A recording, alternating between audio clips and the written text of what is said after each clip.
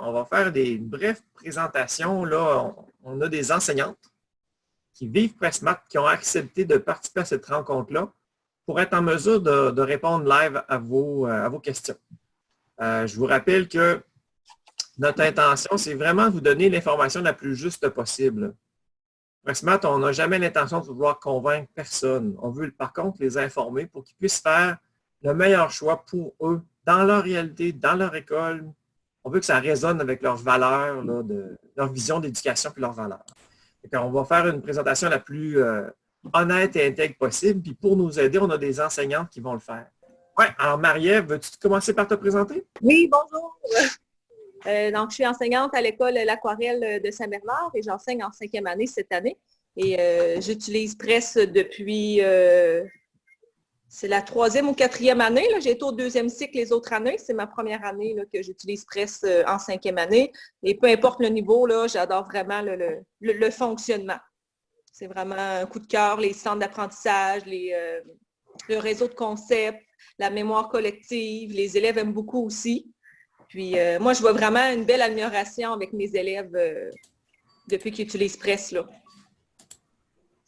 Merci beaucoup, Marie-Ève. On a aussi José qui a accepté de se joindre à nous. José, veux-tu que je... Ah, parfait, c'est bon. Donc, ben oui, moi, c'est José. J'enseigne en 5e année à l'École des Deux-Rives. Ça fait 4 ans maintenant que j'utilise Press. Puis, j'adore moi aussi. J'ai vu... surtout baisser l'anxiété des élèves face aux situations problèmes en maths. Ça, c'est ma plus grande observation. Là. Ils sont prêts, se sentent prêts. Puis j'adore ce matériel-là aussi. Là. Je ne reviendrai pas à ce que je faisais avant. OK. Je vais donner la parole à Annie, puis après à Stéphane. Annie. Oui, bonjour. Alors, Annie Fontaine, en direct de Saint-Georges-de-Beauce. Alors, je travaille dans la belle équipe de Press, ça fait maintenant 5 ans. Alors, j'ai fait mon bac au primaire, j'ai enseigné les mathématiques au secondaire, j'ai été conseillère pédagogique aussi en mathématiques au primaire. Et là, ben, je travaille avec Stéphane et toute une belle gang d'enseignants et de pédagogues pour vous offrir un beau matériel. Stéphane, ben, je te laisse te présenter. Vas-y. Bonjour tout le monde. Stéphane Bélanger, directeur vente et opérations chez Spectrum NASCO. Donc, Spectrum est un partenaire de Press depuis maintenant 3 ans pour la distribution, la fabrication aussi de certains produits. Donc, les feuilles support et le matériel 3D là, qui sont en grande partie des produits qui sont fabriqués par Spectrum. Donc, si vous avez des questions concernant la logistique, les commandes, la facturation, toutes les belles affaires, là, ben, vous pouvez nous contacter. Alors, bonne journée et bonne présentation. Merci beaucoup, Stéphane. Hein? Puis, il faut comprendre que pour nous, c'est vraiment précieux hein, le partenariat avec Spectrum parce qu'on ne serait pas en mesure de pouvoir partager ce qu'on a bâti à l'échelle du Québec. Là. Ce serait beaucoup trop gros. Là. On est rendu dans 43 commissions scolaires. Nous autres, notre force, c'est vraiment la pédagogie, là, développement, formation, accompagnement. Donc, pour tout ce qui est facturation, livraison, tout ça, ça prend des entrepôts, ça prend une infrastructure, ça prend une logistique que nous n'avons pas. Fait qu'on est très content, Stéphane, que vous ayez fait confiance à ce projet de tripeux de pédagogie. C'est bon. OK. Puis pour ma part, ben, Stéphane Baillargeon, moi aussi, je suis dans cette aventure-là depuis le tout début. On se sent privilégié d'avoir autant de gens qui nous font confiance. Puis voilà, fait que sans plus tarder, on va amorcer cette présentation-là. Et que ça, c'est Pressmat a choisi de transformer toute la PDA du 3e cycle en des collections thématiques. Donc, en 5e année, vous avez 5 thèmes pour couvrir toute la PDA du 3e cycle. Puis j'insiste, hein, c'est vraiment couvrir toute la PDA du 3e cycle. Donc, nous, on a jugé stratégique d'abord, 5e puis 6e année, même quand on regarde des maisons d'édition traditionnelles, si vous avez pris le temps de comparer des exerciceurs de 5e puis 5e année, il n'y a pas beaucoup de différence. Hein. Parfois, on se réserve là, des propriétés des cercles, des angles. Il y a quelques petits crunchy nouveaux qu'on réserve plus en 6e année, mais qui pourraient facilement être être abordé en 5e année sans problème. Donc, on pensait important de faire une base solide en 5e année pour permettre à ceux qui offrent l'anglais intensif 5-5, ou peu importe, l'anglais intensif l'année suivante, qui ont moins de temps de mathématiques, c'était important d'avoir déchargé la base, puis après ça, se focaliser sur des éléments plus importants qui vont permettre aux enfants de bien cheminer. Un point qui est majeur pour nous autres, là, que vous comprenez bien, Pressmat, ce n'est pas une maison d'édition. Pressmat, on est un organisme à but non lucratif. On est une gang, en fait, de CP, d'enseignants et de chercheurs qui ont décidé, qui ont eu une opportunité à un moment donné, puis qui se sont dit, hey, peut-être qu'on est capable d'être une belle alternative à des maisons d'édition. Peut-être qu'on est capable de générer le meilleur matériel avec toutes les connaissances dont on dispose. Moi aussi, mon fonds de commerce, c'est un enseignant. J'ai été conseiller pédagogique au secondaire, au primaire, en maths, en sciences. Puis tout l'accompagnement qu'on a fait depuis le début de la réforme, on s'est dit, on est capable, on va oser ensemble se mettre en danger. On va oser prendre le risque que demain, on est des enseignants. Fait qu'une douzaine d'enseignants, 4 CP à l'origine, se sont dédiés là, presque à temps plein, dans certains cas, pour prendre le risque de se mettre dans votre peau comme enseignant. Alors, on essaie de bâtir tous les éléments qu'on vous demande de faire, chacun de votre côté. C'est un matériel, normalement, qui va résonner avec des choses que vous faites déjà. Vous n'avez pas attendu, évidemment, avec ce projet-là pour avoir de belles pratiques d'enseignants. Par contre, probablement que vous n'avez pas eu le temps de créer des centres de manipulation pour l'ensemble de la PDA. En ce sens-là, ce matériel-là pourrait aider à enrichir vos outils professionnels. Ça sera à vous de voir. Notre organisme, donc, il grandit bien, il résonne, il amène là, beaucoup de mobilisation d'enseignants, de formateurs un peu partout dans le monde. Donc, cette année, on est dans 43 commissions scolaires. On est dans 10 pays. On est traduit en 5 langues. Et puis, on est sur 4 continents.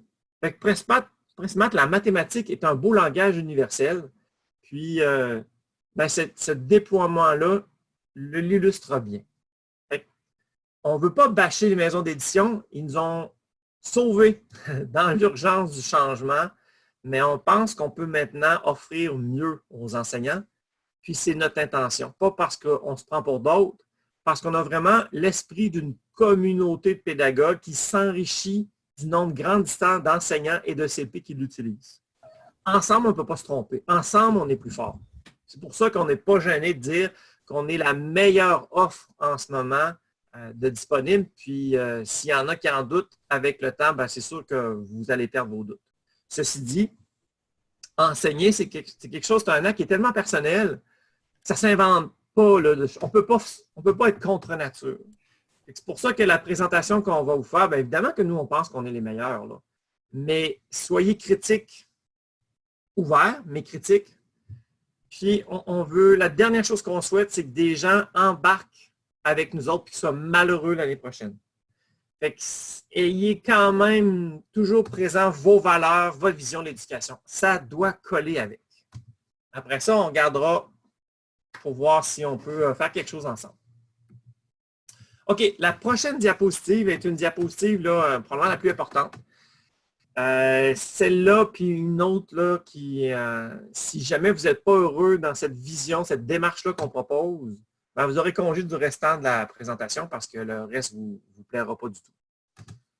Donc, nos 5 unités ont toujours la même démarche, ont toujours la même structure qu'on vous propose. Encore une fois, hein, c'est un outil qui est à votre service et non l'inverse. Fait que ceux qui embarquent avec nous autres doivent se donner le droit de mettre leur ADN là-dedans, de changer des blocs pour d'autres. Vous avez déjà dans votre coffre à outils des perles professionnelles, mais comme on a la même PDA, on a les mêmes connaissances à aborder, vous jouez ça comme un grand bac à blocs Lego, puis vous changez de pièce. Vous prenez une pièce de votre coffre au trésor, vous le mettez dans la démarche. Il y en a que vous changez. C'est très malléable, ce projet-là. Vous allez voir aussi qu'on pense que dans ce contexte-là un peu particulier qu'on est en train tous de vivre en ce moment, on est déjà, nous autres, à penser la prochaine rentrée scolaire. On aura des enfants, particulièrement nos élèves fragiles, qui risquent d'être ils risquent d'avoir des écarts encore plus grands dans votre classe l'année prochaine. Ils risquent d'avoir des élèves qui, eux autres, ont continué à travailler, puis d'autres ne l'ont pas travaillé. Juste les vacances d'été, la littérature démontre que les enfants fragiles, ça demande du temps rattraper cette pause de 2 mois. Fait que là, on va avoir une plus grande pause. C'est sûr qu'on va avoir des petits loups, ça va être plus difficile. Et on pense que la formule qu'on propose actuellement pourrait aider à adoucir cette prochaine rentrée scolaire-là. À vous de juger. OK. Donc, la démarche, je pense que je vais mettre une autre diapositive pour l'agrandir. Ouais. Je fais un zoom in. Chacun de nos thèmes, on l'amorce avec la situation problème comme élément déclencheur. Donc, on commence par essayer d'ouvrir des portes affectives. On veut que les enfants aient envie d'apprendre. Pas juste parce qu'on est rendu à la page 83. Non.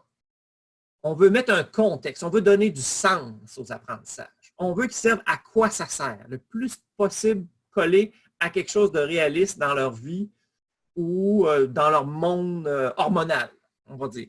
On veut que ça les accroche. Fait que nos élèves qui cheminent de manière autonome, nos A et nos B, peu importe la stratégie que vous allez prendre, ils vont tirer leur épingle du jeu. Ce qui nous préoccupe, ce qui est notre grand défi comme pédagogue, c'est nos élèves plus fragiles. Donc, nos élèves, là, C, D, E, ça va faire un monde de différence. Commencez par créer une motivation intrinsèque, leur donner envie de faire une situation problème, ou au minimum, mettre au clair du à quoi ça va servir ce que je vais apprendre là, ça fait un monde de différence pour eux et ça ne nuit pas à nos A et nos B, ça les aide aussi à faire des liens avec la vraie vie. Donc, la situation problème au début de l'année, même si on est en 5e, on va le faire comme une grande révision ensemble. Puis on va apprendre à découvrir la dynamique de ma classe. Puis on vous suggère de transformer votre classe en une communauté de petits chercheurs mathématiciens. Vous ne transmettrez pas des réponses, vous allez être un guide pour favoriser des interactions. D'accord, pas d'accord, des idées. Quand on va présenter la première situation problème, on va tout de suite réinvestir nos stratégies de lecture. On va regarder les images, la couverture, les titres. Puis on va essayer d'anticiper ensemble, mais qu'est-ce qu'on va nous demander comme mission? Puis ça, c'est vraiment un travail collectif qu'on propose de faire. Puis on va demander aux enfants d'être critiques. On peut être en accord ou en désaccord avec des contributions. Et ce qu'on va essayer de faire,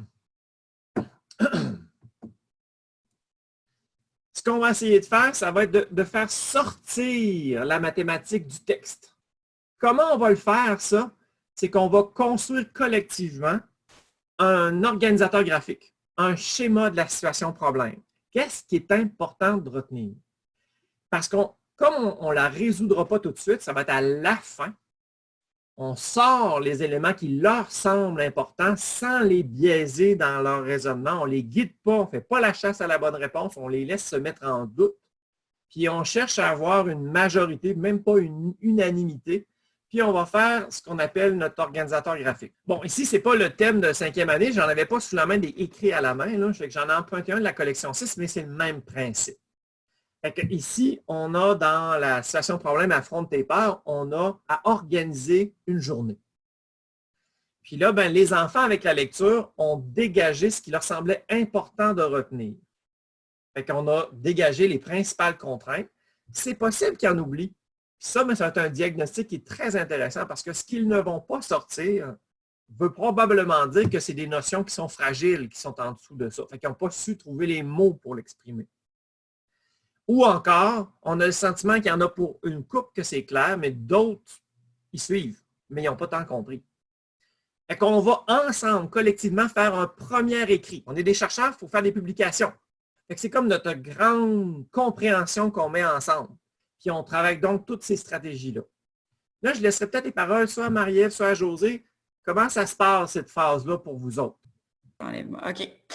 Oui, des fois, que je vais reprendre un petit peu ce que tu as dit, là. Surtout en 5e année, on a souvent de la nouvelle matière qui apparaît. Fait que quand tu tombes dans une situation problème, je pense un peu où Il me semble que c'est la deuxième là, qu'on fait, un petit peu, là, le nom m'échappe. Artistique. Oui, l'exposition artistique. Il y a beaucoup de nouveaux dans celle-là. Puis je me rappelle quand j'ai lu la situation problème au début, puis qu'on s'est organisé parce qu'on fait sortir un petit peu c'est quoi la mission, puis qu'est-ce qu'on va devoir connaître pour réussir à faire notre mission. J'avais des élèves, là, à chaque année, ça me fait ça. Là, il y en a, là, j'ai l'air de parler chinois en avant. Là. Puis là, je leur dis de ne pas s'inquiéter, que c'est pour ça qu'on la lit pour se mettre ça en tête, puis qu'on va travailler ça ensemble. Puis quand on arrive, puis que là, on fait, mettons, le centre qui est en lien avec la notion qu'ils ne comprenaient pas, là, ils en font des liens à ce moment-là. Là, tu vois, « Hey, mais c'est ça qu'on avait dit l'autre jour. » C'est vraiment pour ça, là, moi, c'est beau de les voir justement tout mettre en lien là, avec ce qu'on a dit au début. Puis on y revient souvent. Moi, dans ma classe, j'ai un mur juste pour mettre dans ma classe, pour mettre mes mémoires collectives. Fait que souvent, j'y fais référence quand j'enseigne, puis on y revient souvent là, pour aider les élèves. Là. Mais c'est vraiment, ils font vraiment beaucoup de liens. Mais au début, là, on les voit qui sont comme hey, je comprends rien. Là. C'est déstabilisant la première fois que tu le fais. Là.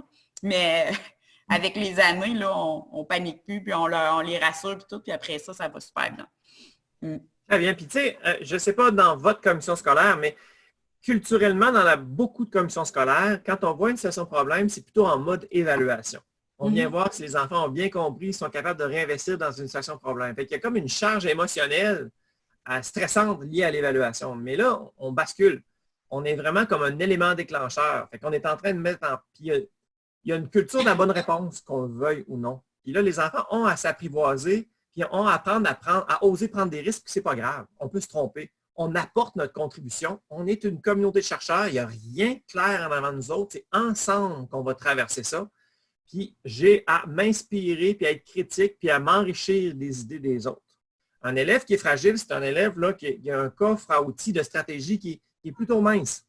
Fait que d'entendre résonner les enfants, c'est crucial pour lui. Marie-Ève, tu voulais ajouter quelque chose?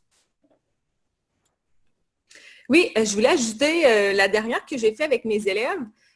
Après avoir écouté une vidéo d'Annie Gay qui travaillait dans sa classe avec ses élèves de première année, elle, ce qu'elle faisait, c'est qu'elle permettait aux élèves, ceux qui voulaient, de la faire seule, de sortir dans le corridor, la faire seule. Puis là, je l'ai proposé aux élèves. Je dis, qui aimerait faire le réseau de concepts ensemble? Qui aimerait s'essayer tout seul? Puis mes élèves plus forts, moyens forts, étaient vraiment contents d'aller dans leur coin pour la faire seule. Moi, je restais dans la classe avec les élèves qu'ils voulaient. C'était souvent les élèves plus faibles. Et après ça, on faisait un retour, tout le monde ensemble. C'était vraiment merveilleux, les ajouts qu'on faisait. Puis les élèves étaient fiers qu'ils l'avaient trouvé tout seuls eux-mêmes. Fait qu'on arrivait avec un gros schéma un gros réseau de concepts plus complet, mais j'ai vraiment aimé cette nouvelle façon de faire. Avant, je le faisais toujours collectivement, mais la dernière fois, là, je leur ai posé la question, est-ce qu'il y en a qui aimeraient ça, sortir seul dans le corridor, là, sortez-vous une chaise. Puis c'est vraiment en écoutant la vidéo d'Annie Gay, là, je me souviens pas, je pense qu'il est sur le site de la commission scolaire.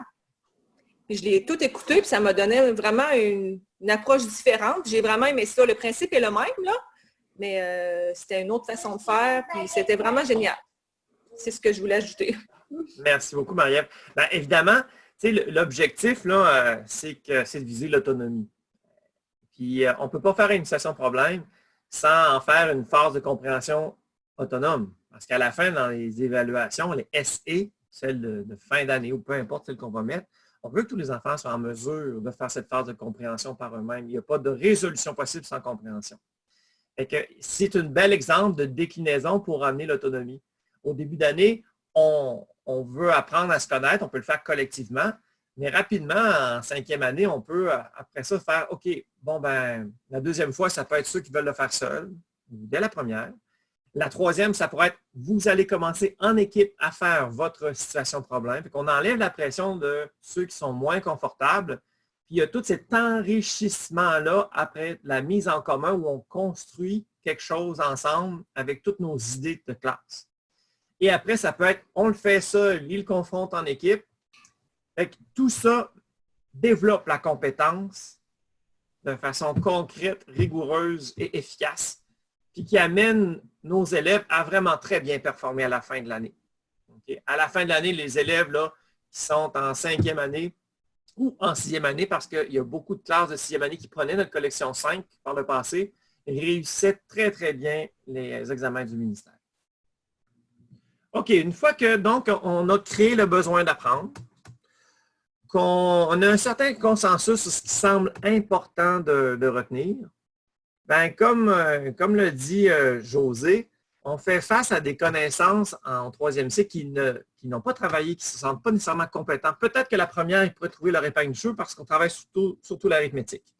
Mais dès la 2e, on fait volontairement appel à des connaissances qui n'ont pas été travaillées. Donc là, on calme tout de suite les enfants parce qu'on leur dit, ben, vous inquiétez pas, vous vous rappelez, on ne la fait pas tout de suite. On va commencer par vivre tous les centres, on va construire toutes les connaissances nécessaires pour être en mesure de tous pouvoir réussir la situation problème à la fin de notre séquence. Donc, on crée le besoin, on vit toutes nos situations, nos centres, tous nos centres de manipulation, et à la fin, on va faire la résolution de problèmes individuellement. Donc ça, c'est la structure de base de chacun des thèmes qu'on propose. Maintenant, on va aller un peu plus en profondeur. Qu'est-ce qu'on entend par construire des connaissances, centres de manipulation? Parce qu'il y a différentes écoles là-dedans. Donc, on va vous présenter la proposition que fait Pressmath, mais gardez en tête, vous ne devez pas être esclave d'un matériel, ça doit vous servir. OK. Donc, nos parcours d'apprentissage. Si on a une situation problème qui nécessite 5 concepts ou processus, on vous propose dans ce thème-là un minimum de 5 parcours. Je dis un minimum parce qu'il y a certaines notions qu'on n'a pas arrivé à contextualiser dans une situation problème, mais qu'il faut couvrir dans notre programme. Des fois, c'est plus que 5 parcours pour être assuré de couvrir toute la PDA. Première des choses qu'on fait, si les enfants ont jugé qu'on avait besoin des fractions, ben ça va être les connaissances antérieures. Qu'est-ce qu'on se souvient qui semble important pour travailler les fractions? Et là, ça devient comme un petit diagnostic de classe. Vous allez voir ce qui semble solide et ce qui semble fragile. Une classe, c'est très intelligent. Les individus, c'est limité. Ça se peut qu'il y ait des amis qui vont sortir quelque chose, mais vous voyez bien là, dans les yeux des enfants là, que pas clair, pas clair. Ou qu'il y a des éléments qui ne sortiront pas parce que ce bout de compréhension-là est trop fragile. Ils ne l'ont pas construit assez solidement ou ils l'ont oublié. Ça vous aide à voir où il faut mettre de l'énergie là-dedans. Nos profs de 5, au tout début de la validation, nous ont lancé un cri du cœur en début d'année. Ils nous ont dit, c'est génial vos centres, ça touche vraiment des éléments du 3e cycle, mais quand on accueille nos amis en début d'année, on a besoin de réviser plusieurs notions de 4e année. Ils ne sont pas prêts à faire des apprentissages de niveau 3e cycle pour certaines notions. Donc, dans nos premiers thèmes, nos parcours se divisent en 2 centres, centre 1, centre 2. Le centre 1 est là pour aller revisiter les attentes de fin de cycle du 2e cycle, aller revoir la fin de la 4e année pour réduire les écarts entre les enfants, pour diminuer là, mes 2 classes. Parce que, tu sais, une classe, ça a beau être écrit 5e, on sait très bien qu'il y a des enfants qui devraient, dans certains éléments, être encore en 4e. Puis d'autres sont déjà prêts à finir leur primaire, puis un pied dans le secondaire. Fait qu'on a à gérer une classe hétérogène. Puis sans vouloir faire peur, ce que je disais d'entrée de jeu, nous autres, on pense vraiment qu'il faut être réaliste. L'année prochaine, on va avoir des écarts encore plus grands chez les élèves. Fait que probablement qu'il va y avoir des notions qui vont être essentielles d'aller revoir la 4e année.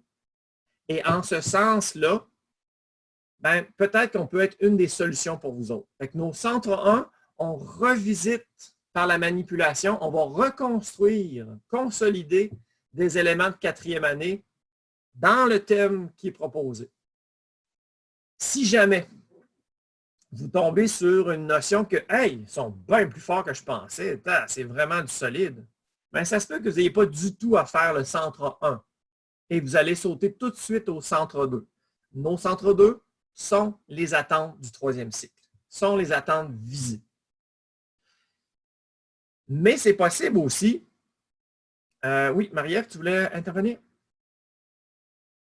Oui, je voulais simplement dire que moi, cette année, ma direction m'avait dit que j'avais une cohorte très faible en mathématiques. Puis, c'est vrai, je m'en ai rendu compte en début d'année et j'ai fait tous les centres, là, le centre de 4e année, le centre de 5e année. Oui, je suis un petit peu en retard peut-être comparativement à d'autres personnes, mais j'ai vraiment vu la différence. Là. Vraiment, là, mes élèves se sont vraiment beaucoup améliorés, puis ça l'a vraiment aidé de retourner à la base, faire le centre 1 et faire le centre 2. C'est juste ça que je voulais dire. Là. Ça a vraiment permis à ma classe d'avoir une base solide pour apprendre des nouvelles notions. Ah, merci. Fait que c'est ça. Fait que, vous le savez, là, vous êtes tous des enseignants d'expérience. On ne peut pas tirer sur une tige pour la faire fleurir plus vite. Mais il ne faut pas nuire à nos élèves là, qui ont les capacités d'avancer. C'est pour ça qu'on met à votre disposition, ça peut être gérant sous-groupe de besoins, ce n'est pas un besoin de toute la classe. Mais même si on veut finir le programme, on ne peut pas finir avant les enfants. Les enfants, il faut qu'ils nous suivent. S'ils ne nous suivent pas, on n'y arrive pas. Fait que la première mission d'un prof, c'est d'être au clair du besoin de la classe. Où sont la compréhension des enfants? Là-dessus, on essaie de vous aider avec des connaissances antérieures. On vous donne des pistes, des repères. OK, si vos élèves disent ça, ils sont prêts à aller au centre 2 direct. Sinon, vous faites en tout ou en partie. Ça peut être juste le centre, ça peut être juste la science collective. La science collective, je vous dis tout de suite, c'est quoi? Ça, c'est une autre chose qu'on ne retrouve pas beaucoup, ou sinon pas du tout. Faire des centres, c'est une chose, puis c'est très bien, mais il faut s'assurer que l'apprentissage soit efficace. Puis comment s'assurer que l'apprentissage soit efficace? La première des choses, il faut le préparer, ce centre-là. Donc, on vous propose une leçon avant chacun des thèmes. Questionner les enfants, comment introduire le matériel, comment préparer leur cerveau à vivre le centre. Puis pour avoir construit ça, on a pris le temps pour chacun des concepts de la PDA de refaire nos bases. On est allé relire Van der Waal, Prime, Atelier.on et toutes les données probantes qui étaient sous notre main. Mélanger avec notre expérience terrain. Et pourquoi on a pris 4 CP pour 12? Parce qu'on voulait s'assurer de rester connecté sur le terrain. Pas tomber dans du power trip de CP. Ça serait donc beau si c'était ça. On voulait s'assurer d'avancer concrètement sur du solide. On avait besoin des enseignants pour nous remettre les pieds à terre au besoin. Donc, la science collective, ça va vous aider à confirmer votre connaissance didactique. Ça vous donne une opportunité d'enrichir votre enseignement. Et quand vous allez lire ça, il y a 2 choses qui peuvent se passer. Soit que ça se dit, ah, c'est exactement comment je l'enseigne. Bon, fine, on s'entend là-dessus. Ça peut être différent. Ah, c'est pas pareil. Là, le pas pareil là, qui est différent, c'est souvent les occasions les plus intéressantes de croissance. Parce que derrière le pas pareil, ça force le questionnement. Alors, c'est pas pareil. Mais ce que je fais, c'est mieux parce que c'est très possible que ce que vous faites est mieux que ce qu'on propose. On n'a pas la science infuse.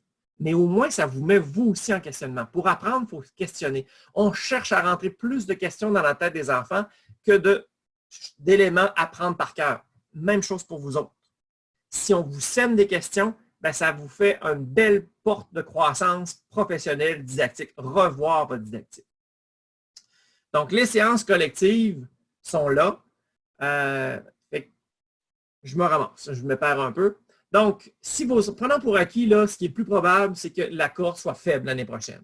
Donc, comme le dit Marie-Ève, probablement qu'après votre connaissance antérieure, il y a des fortes chances que vous ayez besoin de vivre le centre 1 pour au minimum refaire la base arithmétique, qui est la base.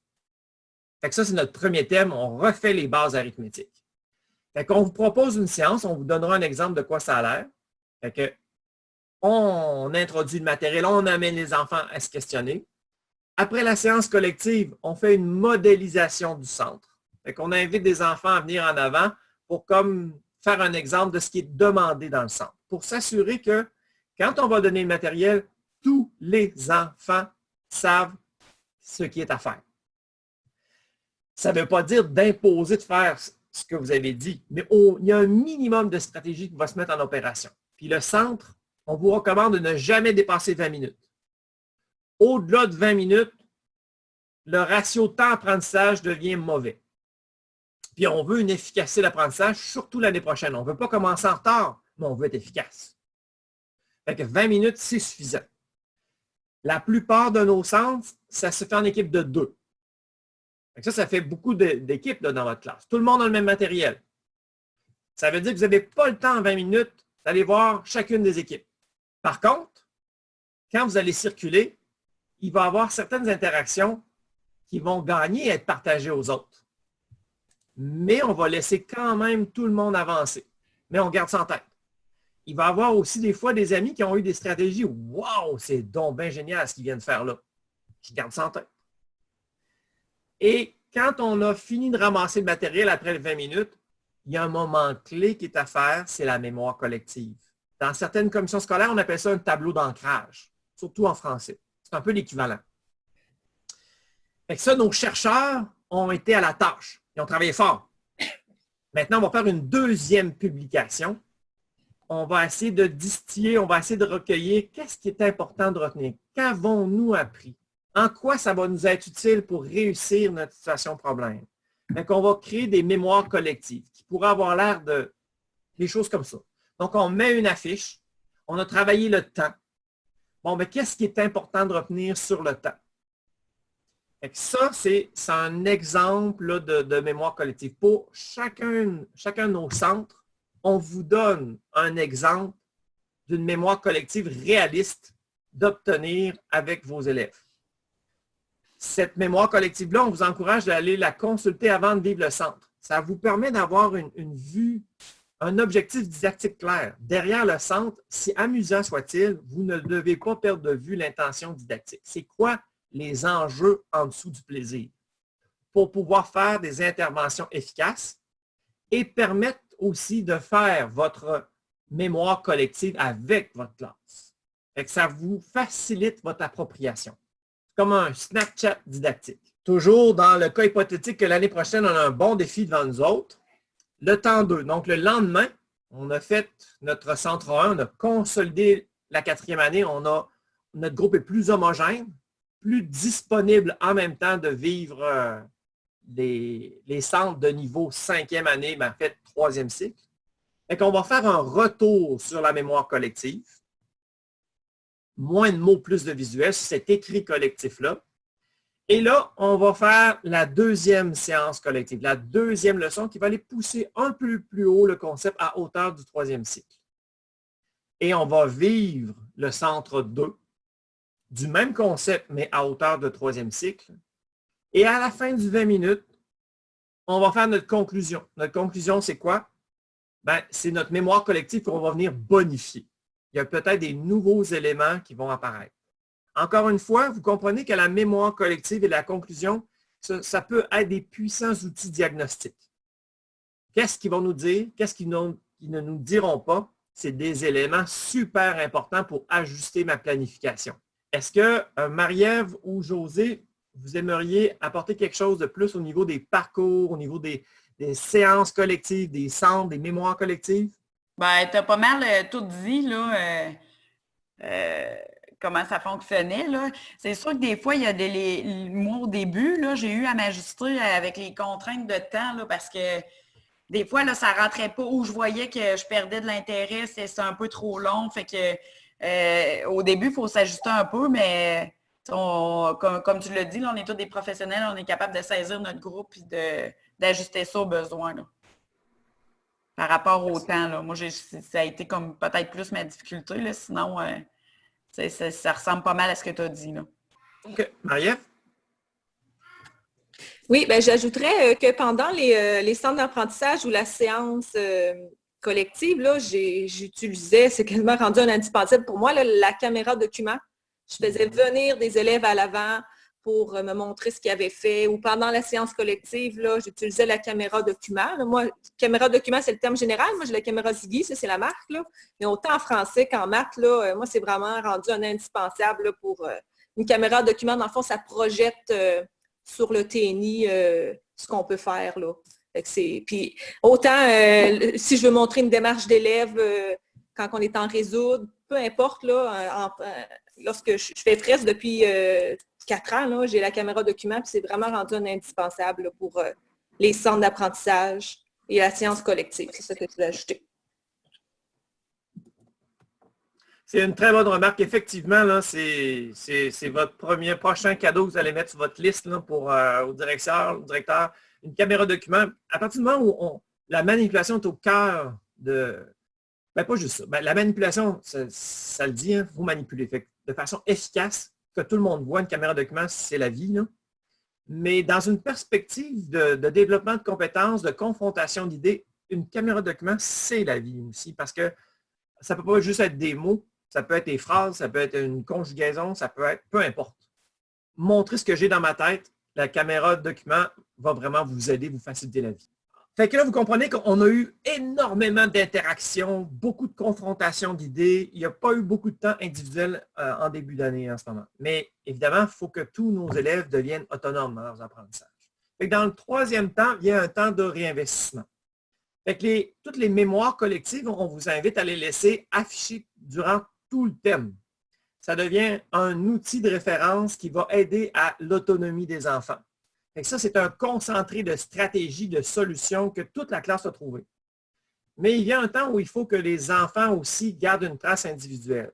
Donc, on vous propose un lexique qui est à compléter. On verra un exemple tout à l'heure, où on va laisser de place aux stratégies qui sont utiles aux enfants. On se rappelle, un élève autonome dans ses apprentissages a un bon coffre à outils. Il y a plusieurs stratégies. Quand il bloque, il peut passer à une autre. Un élève fragile a peu de stratégies. Fait que s'il bloque, il peut être vite démuni. Donc, la grosse mémoire collective de la classe, c'est comme un buffet de stratégie. Tu ne peux pas tout manger le buffet, là, même si tu es plein d'hormones. Fait que l'exercice qu'on demande aux enfants dans le lexique, c'est de garder une trace de la stratégie ou des stratégies qui le rendent autonome à faire des tâches mathématiques. Ça veut dire que le lexique peut être différent d'un ami à l'autre.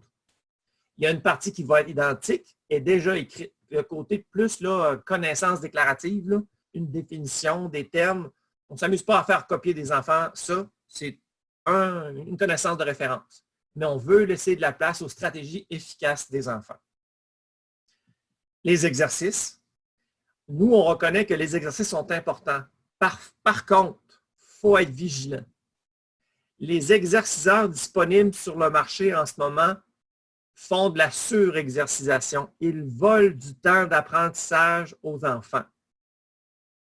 Il faut porter attention à ça. Parce que ça peut être confortable de faire de la drill, mais ce n'est pas là qu'ils sont en train d'apprendre. Ils gagnent de la rapidité d'exécution, mais est-ce qu'ils vont être capables de réinvestir après? Est-ce que ça aide vraiment à améliorer la compréhension? Fait que nos exercices, on veille collectivement à un bel équilibre entre quantité d'exercices, diversité de types d'exercices et qualité d'exercice. Cet équilibre-là, on l'a construit collectivement avec les enseignants et les CP d'une année à l'autre. On essaie de l'améliorer. José?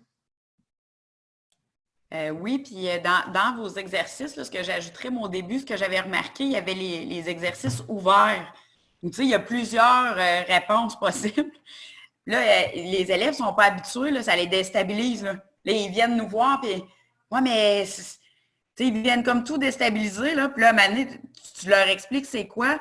Ah, c'est juste ça. On dirait qu'ils ne sont tellement pas habitués à ce qu'il y ait plusieurs réponses ou à choisir qu'est-ce qu'ils peuvent écrire que ça les déstabilise. Puis là, ils deviennent bons, là, mais au début, là, ça peut, pour eux autres, là, ils ne sont pas habitués à ce genre d'exercice-là. Puis moi, j'aime ça.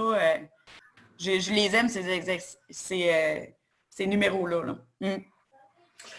Bien, effectivement, on les a bâtis pour ça. Là. Puis quand on arrive à toucher la zone proximale de développement de n'importe quel apprenant, vous y compris, c'est l'espace où on croit le plus rapidement. On a essayé de dégager, de construire pour vous autres des espaces qui vont favoriser la croissance la plus solide et efficace possible de vous et des enfants. Le dernier pas individuel, c'est les situations d'application. Au terme de chacun des parcours, on a travaillé des connaissances, on veut développer la compétence 2 aussi. Donc, on vous propose des situations d'application de compétence 2 qui sont déjà dans le cahier. En fait, votre cahier, Il contient les situations problèmes. S'il y a des feuilles support périssables que les enfants ont à écrire dessus, sont déjà dans votre cahier, qui sont détachables. Vous avez les exercices et vous avez la situation d'application. Déjà, tout ça est prêt. C'est pour ça qu'on est beaucoup plus qu'un exerciceur. On est vraiment dans l'esprit de construire des connaissances, de développer des compétences. On passe à la Un suivante. mot, Stéphane. Oui. Moi, j'ai rajouté. Souvent, je vais chercher une situation d'application ailleurs là, ou dans la banque 0312, il y en a plusieurs, pour les pratiquer parce qu'au début, je les sentais comme déstabilisés un peu par rapport à la situation d'application quand elle arrivait. Puis je trouve que ça va mieux. Fait qu'on en fait une ensemble, on en pratique une ensemble pour voir comment on fait pour répondre, tout ça. Puis après ça va bien. Puis il y en a tellement que c'est facile d'en trouver une qui se rapproche un peu de ce qu'on a vu. Ben, tu me mets la table sur une de mes punchlines. Je vous le dis tout de suite, là, si votre préoccupation, c'est est-ce qu'il y a assez d'outils d'évaluation? Ben, comme on aime à le dire, là, si vous manquez d'outils d'évaluation, on vous juge. Ça veut dire que vous passez beaucoup trop de temps à évaluer, pas assez à apprendre. Vous n'en manquerez pas avec ce projet-là. Dans votre guide et dans le cahier, c'est vrai, ça, on l'a laissé dans le cahier, la collection 5, pour amorcer le parcours, vous avez toujours une page résumée en quoi consiste le centre qui est proposé. Et on a aussi ajouté un code QR en haut à droite à côté de la montre. Le code QR, si vous approchez un iPhone ou un iPad, ça appelle automatiquement la vidéo qui présente le déroulement du centre. L'activité, on voit le matériel s'animer.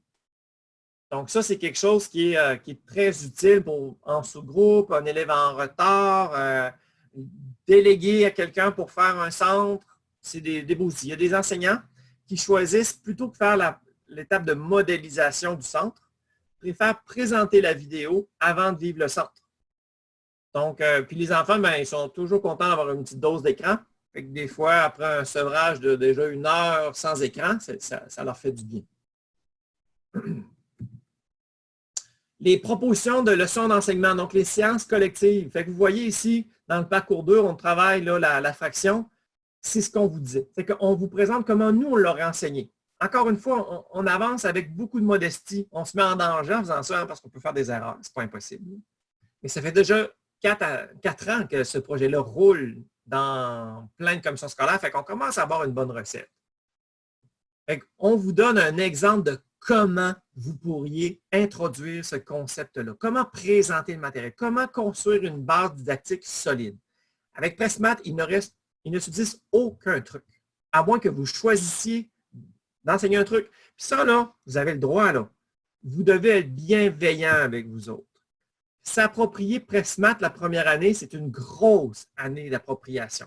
Tant dans la préparation que même dans votre révision didactique des connaissances.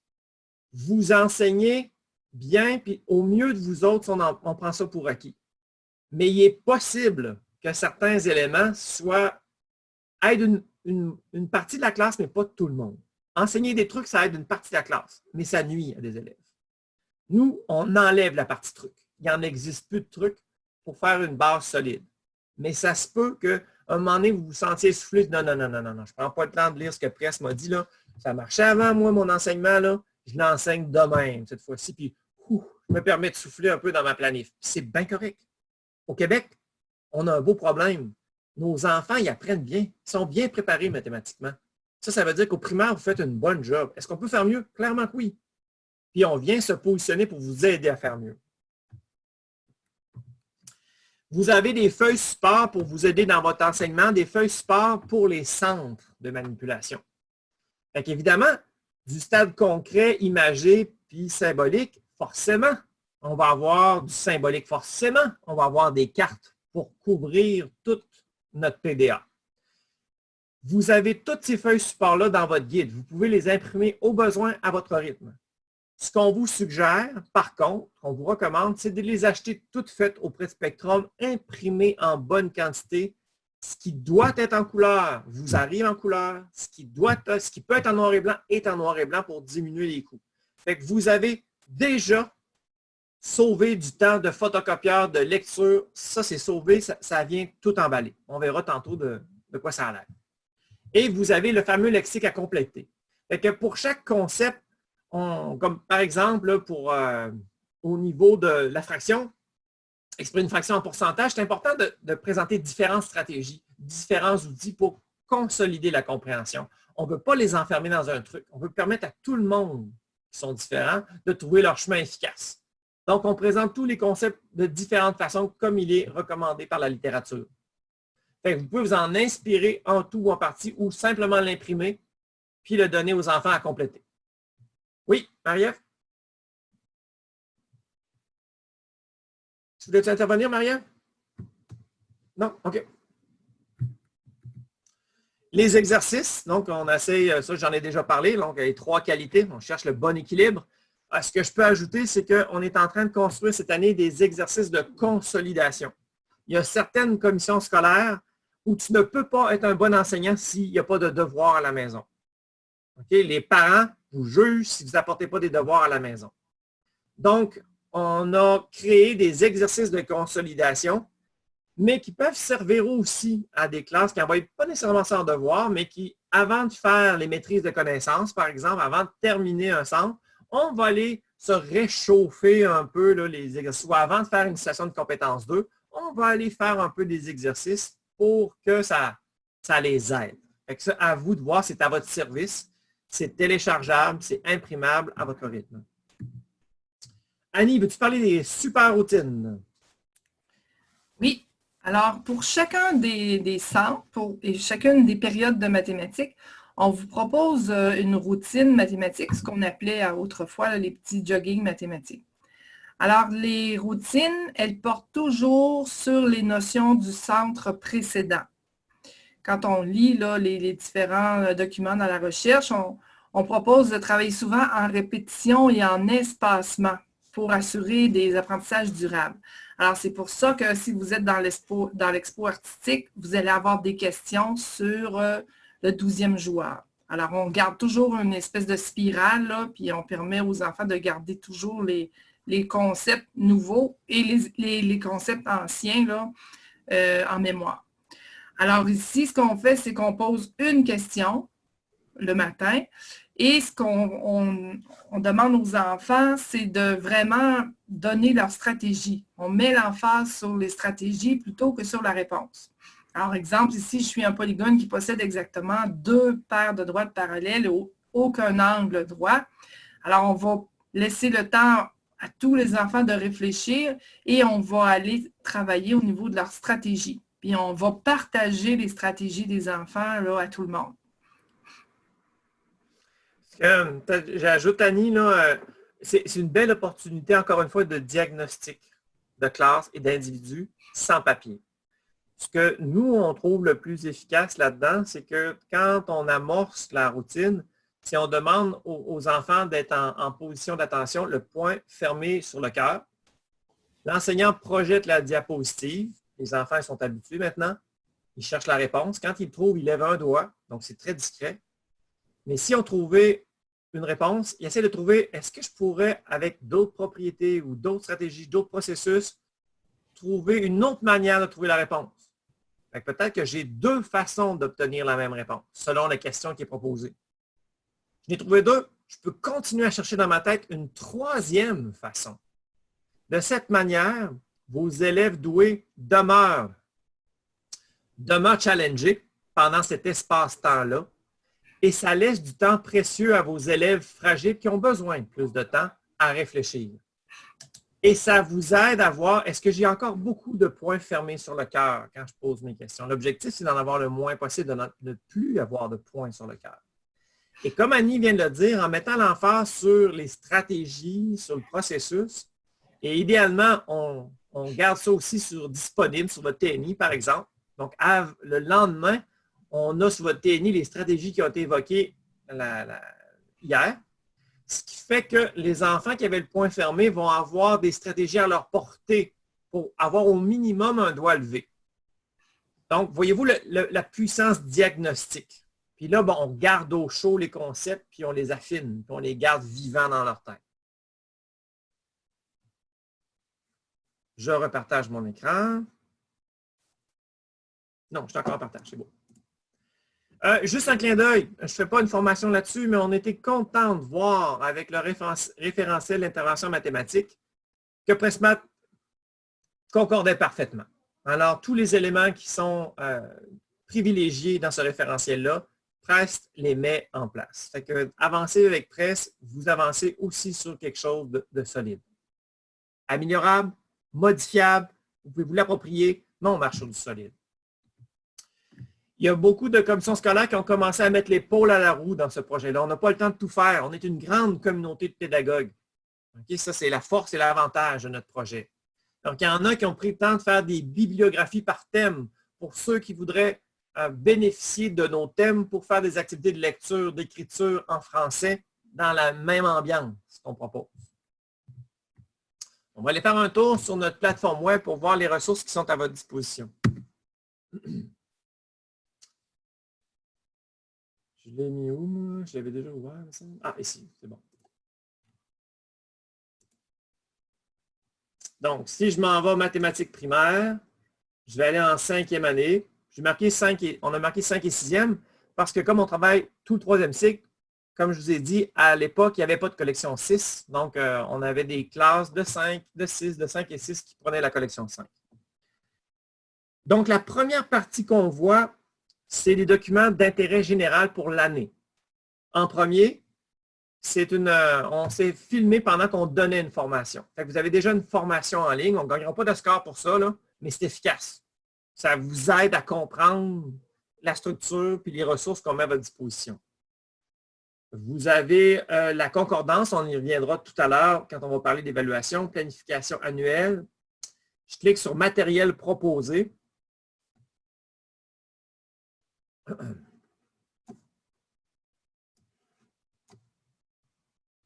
Donc, on vous donne tout le matériel qu'on vous propose d'avoir sous la main pour vivre l'année. Avec du matériel 3D, mais on a toujours aussi une colonne matériel alternatif pour éviter que l'argent soit un problème pour un prof qui veut se lancer. Parmi ce matériel alternatif-là, il y a les feuilles reproductibles, les feuilles support. Donc, en 2D que vous avez dans votre guide et qu'on vous suggère d'acheter auprès de Spectrum. On vous dit à quel moment vous aurez besoin de ça pour vous aider à vous planifier.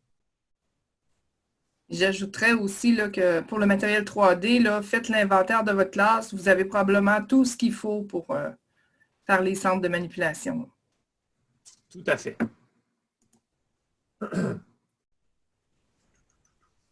Maintenant, si je rentre en 12e joueur, par exemple, ah non, c'est vrai, lui, j'ai un défaut de lien qui est à réparer. Je vais aller dans artistique.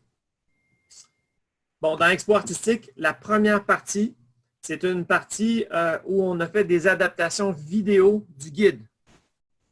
Donc, si on a un doute à notre lecture, je vais dans le parcours 2, ben, j'ai mon centre 1, j'ai le déroulement du centre, la mémoire collective, la répétition, la conclusion, si je juge important de le refaire. Puis dans mon centre 2, niveau 3e cycle, la même chose, j'ai le déroulement puis la mémoire collective. Si je vais avoir un déroulement, avant je... D'abord, placez les élèves en équipe de 2. Par la suite, déterminez qui sera le premier artiste cubiste. Cet élève devra débiter le centre en formant, à l'aide d'un élastique, un rectangle sur le géoplan. Notez bien que ce centre peut aussi se réaliser à l'aide de la feuille support quadrillée. Donc, même si on ne va pas au complet, on va aller voir une mémoire collective, parce que la mémoire collective, c'est un élément excessivement important qu'on en a parlé tantôt.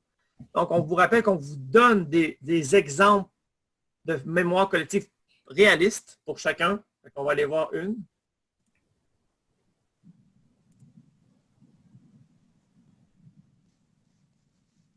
pour l'élaboration de la mémoire collective, on demande aux élèves ce qui semble important de retenir.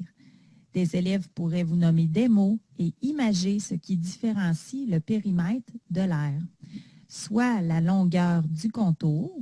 Bien, vous voyez, parfois c'est juste une image statique, parfois c'est une vidéo qui s'anime, mais dans tous les cas, vous avez une image, une photo didactique réaliste de compréhension de votre classe. Fait que ça, c'est la partie là, vidéo qui vient appuyer votre compréhension, votre formation là-dessus.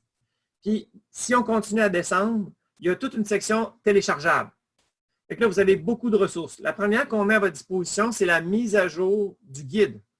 Donc, comme on est une communauté qui s'enrichit de ses membres, des belles idées qui apparaissent, puis plus notre communauté grandit, plus on a accès à des belles idées, ça veut dire que notre guide, lui, est vivant, il va s'améliorer. On continue. Mais s'il est vivant et qu'il s'améliore, ça voudrait dire qu'il devient désuet, celui que vous avez acheté. Ce qu'on fait, c'est que chaque page qui est ajoutée, ben, on en fait un fichier à part. C'est qu'en début d'année, vous pouvez mettre à jour votre guide. Échanger des pages pour ce qui a été ajouté pour que vous ayez pu à réinvestir là-dedans. Vous avez les routines dont Annie a parlé tout à l'heure pour chacun des thèmes. Vous avez des versions notebook, des cahiers, version flipchart, des solutionnaires, des maîtrises de connaissances en version Word, PDF pour chaque thème. Vous avez des exercices de consolidation qu'on disait qu'on peut donner en devoir, des grilles descriptives pour vous aider à faire une rétroaction lors d'évaluation des situations problèmes.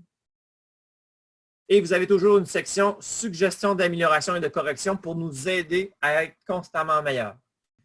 Donc, vos enfants avec Pressmat ont 2 cahiers à gérer pendant l'année. Cahier A, cahier B. Les 3 premiers thèmes puis les 2 derniers thèmes.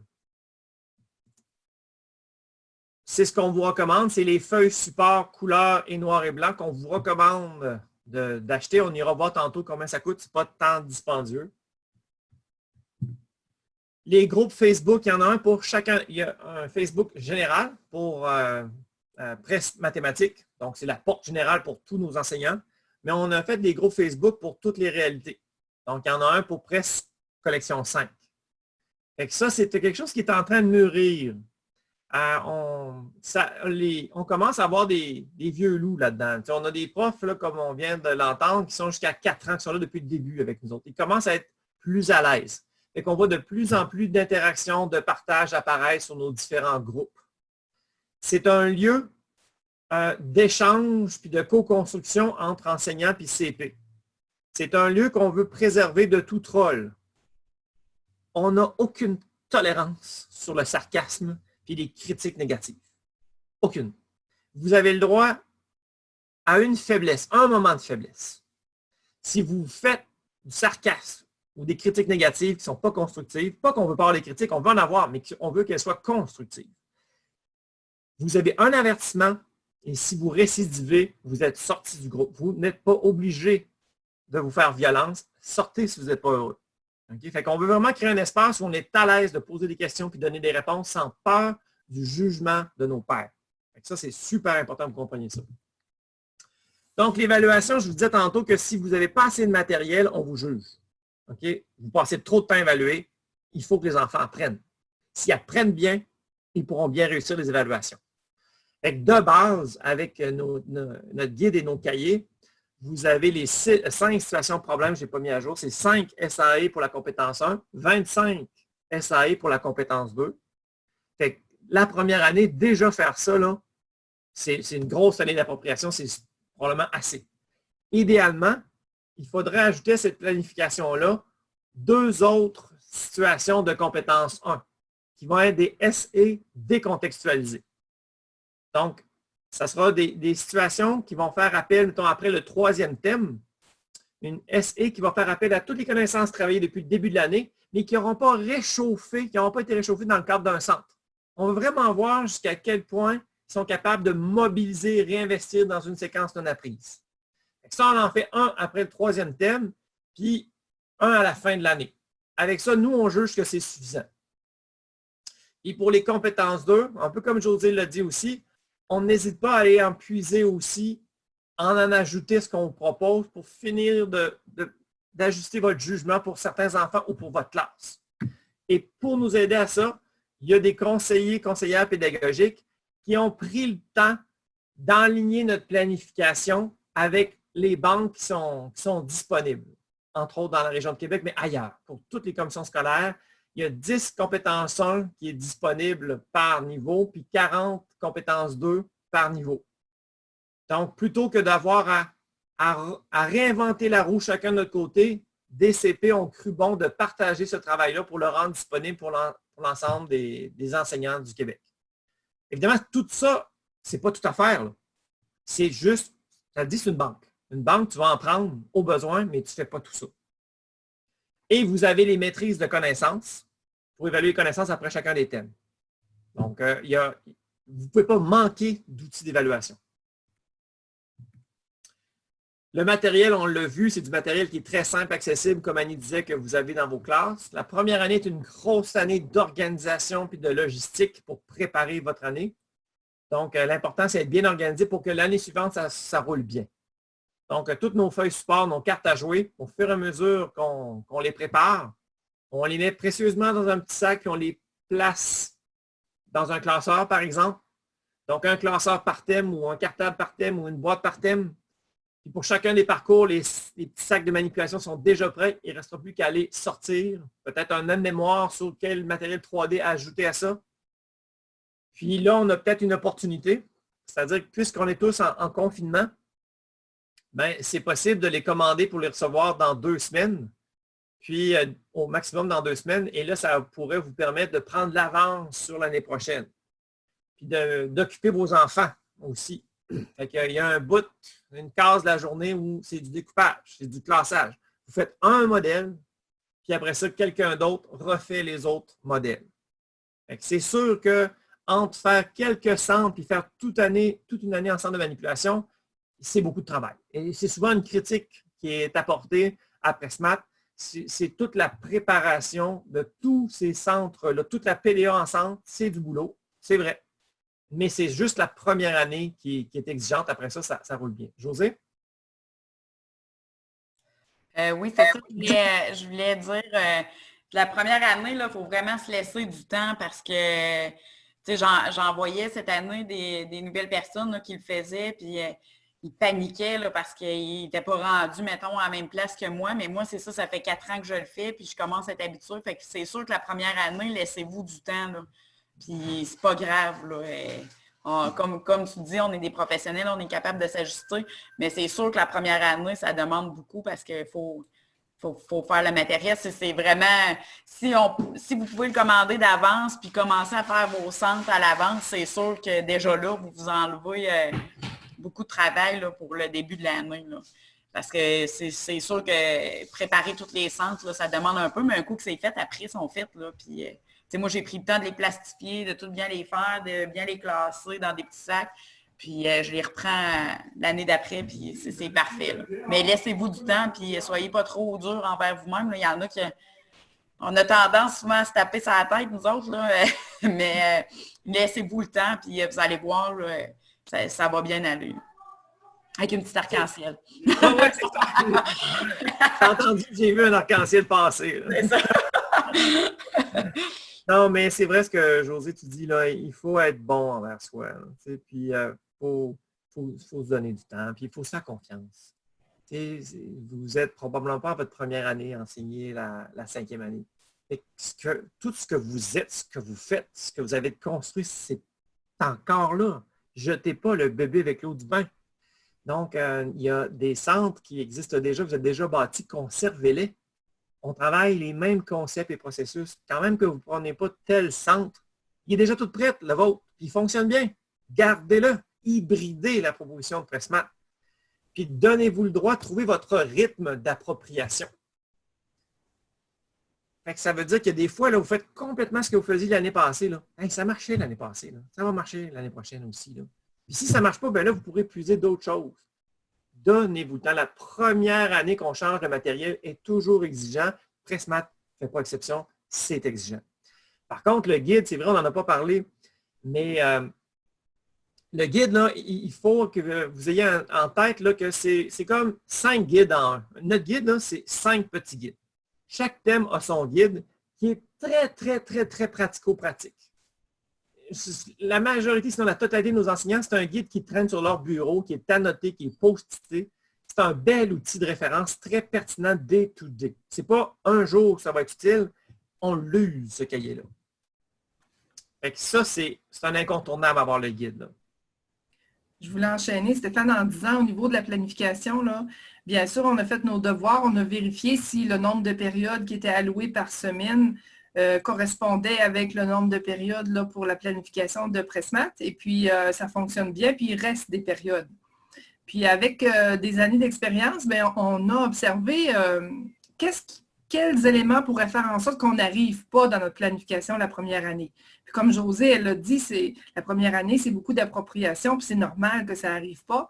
Mais il y a deux petits aspects aussi qui sont importants à prendre en considération. C'est qu'au départ, les enseignants s'assuraient que tout le monde avait compris un centre avant de passer au suivant.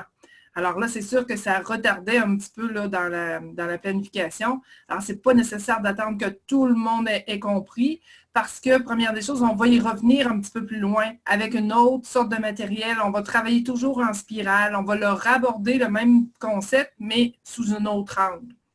Puis l'autre raison qui faisait que les gens n'arrivaient pas, c'est que les gens prenaient plus de 20 minutes pour réaliser les centres. Alors, les enfants embarquent, ils aiment ça, alors ils les laissaient aller 30, 40 minutes, et ce qui fait que là, on dépassait le temps qu'on avait prévu, là. Alors, même si les enfants aiment ça beaucoup, on doit les arrêter et ils auront la possibilité, peut-être, si vous décidez de faire la répétition du centre, là, de se reprendre. Et ils auront aussi la possibilité d'entendre les stratégies des enfants, là, puis peut-être qu'ils s'organiseront mieux la prochaine fois pour arriver dans le temps aussi. Juste avant de donner la parole, Josée, une chose. Ce qu'on espère pouvoir faire, cette année, on a manqué de souffle pour le faire. On a été happé par tellement de développement pédagogique, mais l'année prochaine, j'ai bon espoir qu'on arrive à le faire. C'est sûr que nos projets sont toujours dépendants de combien d'enseignants embarquent avec nous autres. Plus il y a d'enseignants qui embarquent avec nous autres, bien, vous comprenez, plus ça grossit notre budget de développement, formation et accompagnement. Mais normalement, l'année prochaine, on a bon espoir de pouvoir faire de courtes visios de présentation du thème à venir. En début d'année, on présente le thème à venir, puis on se voit donc au minimum 5 fois pendant l'année. Et ça va permettre d'éviter des dérives. Ça va éviter à la fin de, je ne sais pas moi, en mois d'avril, dire « Oh my God, je vais mourir ». Non. On va avoir prévu bien avant et faire des réajustements. Josée, tu voulais ajouter quelque chose?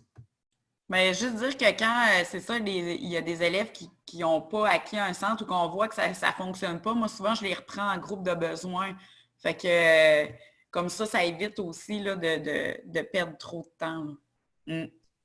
C'est un bon point que tu apportes, Josée. Hein, étant donné la structure d'atelier, entre guillemets, qu'on fait, où tout le monde fait la même chose, ça vous génère des espaces d'intervention en groupe de besoins. On peut en réutiliser à un moment donné pour se créer un groupe de besoins pendant qu'ils font des tâches autonomes, dont nos centres.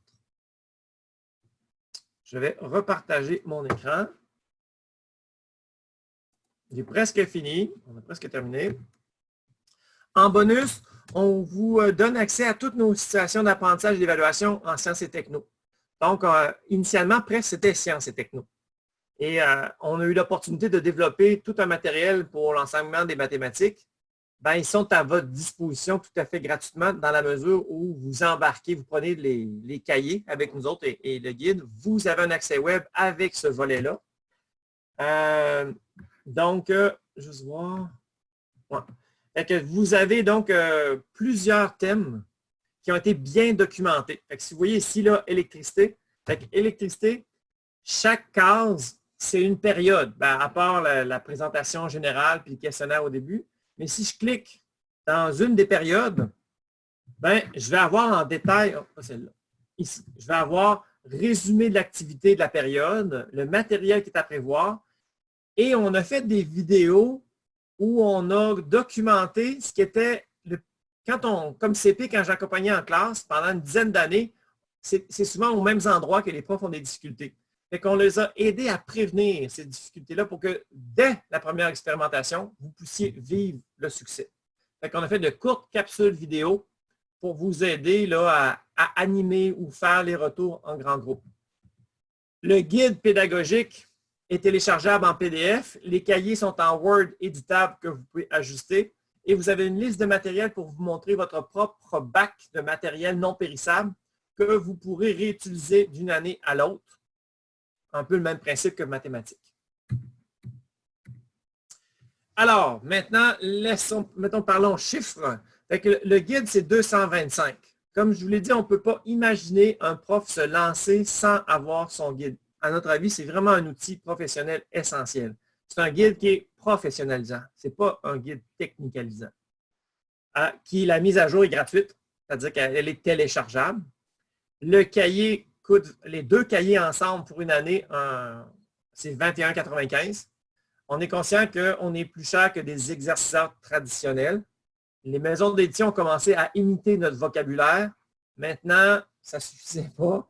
Maintenant, ils font une guerre de prix, une guerre où on n'a pas les moyens parce qu'on n'a pas les reins d'une maison d'édition. Pour le moment, c'est le prix qu'on est en mesure de faire. On est très disponible. Puis, c'est sûr qu'on suit comme vous l'actualité. Qu'est-ce qui va se passer d'ici la fin d'année, l'année prochaine? On se tient à jour, on tient toute notre communauté au courant aussi. Idéalement, on souhaiterait que la commande arrive avant la fin juin, mais vous avez la possibilité d'avoir une facturation, une partie de votre commande facturée avant fin juin pour le budget actuel. Une partie de votre commande peut être facturée après la fin juin, mais la commande est passée. Ce qui fait comme par exemple les cahiers, souvent, c'est quelque chose qu'on veut que la facture soit payée à la prochaine année scolaire. Aucun problème. Mais idéalement, ça nous aide que votre commande passe avant le 30 juin parce que ça nous permet de faire une commande plus réaliste auprès de l'imprimeur. Sinon, c'est difficile et on n'a pas nécessairement les reins pour engranger une grande quantité. On essaie d'en faire suffisamment pour bien servir nos enseignants. Si c'est possible de faire au moins un estimé, c'est possible de retourner des cahiers si jamais vous n'avez pris de trop. Et n'oubliez pas de vous procurer un cahier pour vous, un cahier peut-être de surplus au cas où que d'autres élèves arrivent. Nous, toutes nos ressources, on n'est pas dans le même mindset qu'une maison d'édition. Toutes nos ressources sont dédiées au développement pédagogique, formation puis accompagnement. Donc, tout ce qui est papier, nous autres, on ne peut pas faire des gratuités qu'une maison d'édition fait. Maintenant, une chose pour terminer, parce que je pense que j'ai pas mal terminé. Ouais. Un élément qui, pour nous, serait vraiment aidant. Vous avez pris le temps d'arrêter le temps. Aujourd'hui, vous avez choisi de passer 1 heure et quelques poussières avec nous autres. Vous vous êtes fait une tête sur le projet Pressmat.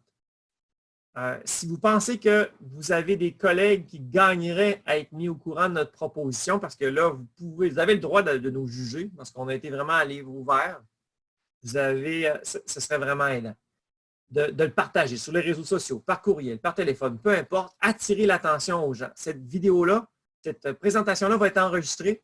On va vous envoyer un hyperlien pour la consulter. Vous pourrez la partager à ceux que vous pensez que ça pourrait intéresser.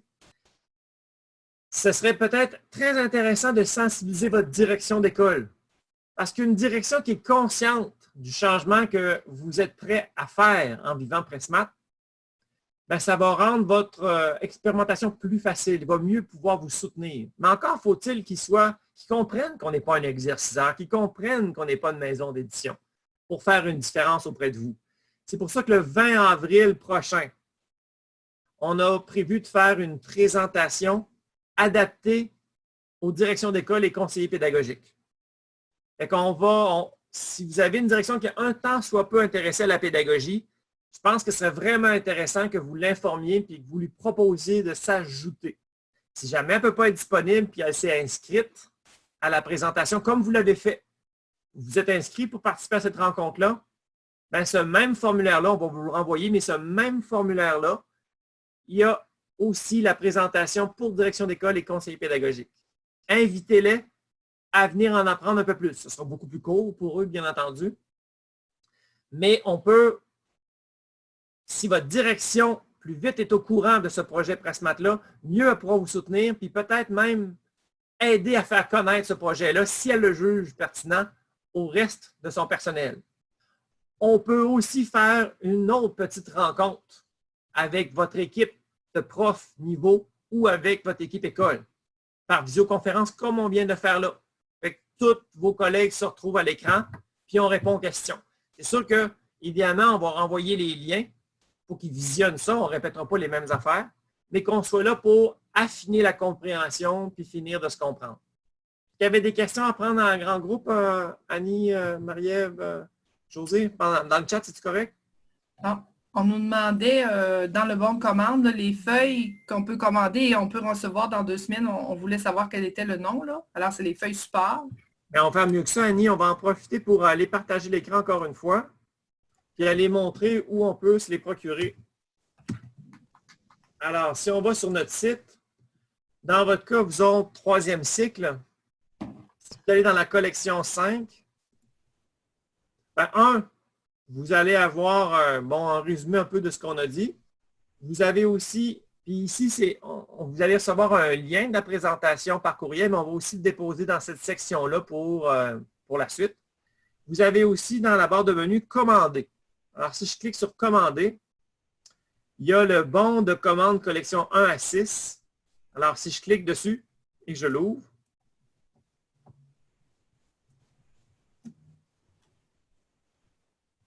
je vais aller dans collection 5. Donc, il y a le guide, le cahier A et B et les feuilles support. Vous voyez, c'est 169 $. Ah, un point important. Là, José, moi, je vais te dédire une chose que tu as dite, là, mais tu as le droit d'être pas d'accord. OK, rendu là, on est dans on est chacun dans sa façon de gérer ça.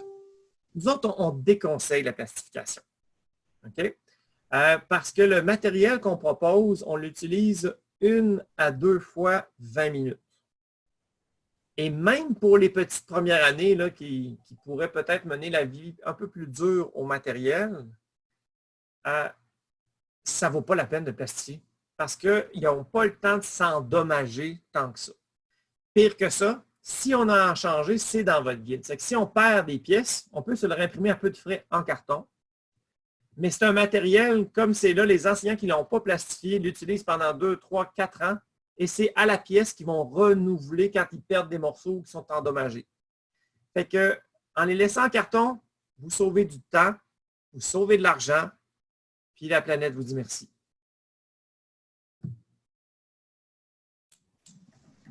Avais-tu dit quelque chose, Marie-Ève, ou non? T'as-tu un touchscreen, parce qu'on dirait que tu nous tentes, là. Sur son iPad, probablement. Ah, OK. C'est beau. Puis, le dernier ensemble, c'est Ensemble de manipulation Spectrum 3e cycle. Ça, c'est une classe vierge qui n'a rien et qui aurait les budgets. Mais comme Annie l'a dit, vous avez déjà, la plupart du matériel qu'on propose est déjà dans votre classe. Par contre, là, on va le mettre à jour. Là, il y a un autre document pour le matériel 3D, là, que le lien ne fonctionne pas. Vous pourrez vous en servir comme checklist. Ah, dernier point. Dès que vous faites la commande de vos cahiers et guides, vous allez recevoir dans les jours qui suivent un accès web. L'accès numérique est gratuit avec l'utilisation des cahiers. Donc, dès que vous procédez à la commande, même si c'est facturé après le 30 juin, vos cahiers, vous allez recevoir l'accès web pour le restant de l'année et toute l'année suivante. Et l'année suivante, si vous avez été heureuse avec nous, dès que vous allez recommander des cahiers à nouveau, ben, vous serez prolongé d'encore une autre année et plus. Le guide, je récapitule, vous donne droit à tous nos centres. Mais vous n'avez pas un accès web et vous devez inventer vos propres situations problèmes. Vous ne pouvez pas utiliser aucun de nos outils d'évaluation, aucun de nos exercices. Mais tous nos centres sont accessibles, vous pouvez les utiliser en tout ou en partie. En tout cas, on espère qu'on a vraiment essayé là, de bonne foi de vous donner vraiment le maximum d'informations pour être en mesure de faire un choix le plus éclairé possible. La beauté, c'est que, rappelez-vous, faites déjà un bon travail. Si vous pensez que Pressmap peut vous aider à améliorer votre enseignement, ça nous fera plaisir de vous ajouter dans notre belle gang de pédagogues. Puis sinon, ben, c'est pas plus grave. Là, je suis convaincu que les enfants sont bien servis. Vous avez une option de plus, maintenant vous la connaissez.